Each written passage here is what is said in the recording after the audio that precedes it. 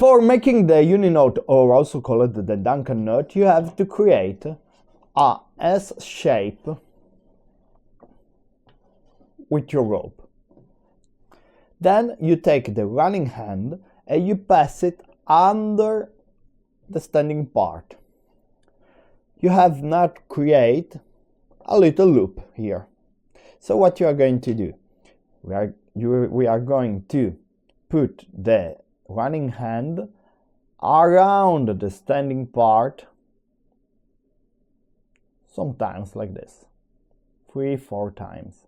Then holding the standing part, the running hand, sorry, you have to close the node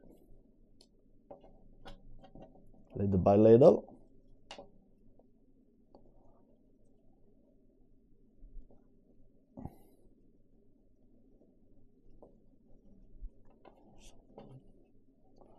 And you just, okay. By doing that, we have created the node. As you can see, if we put our byte to a stable object, we can close the byte, pulling the standing part, and then we can open it again.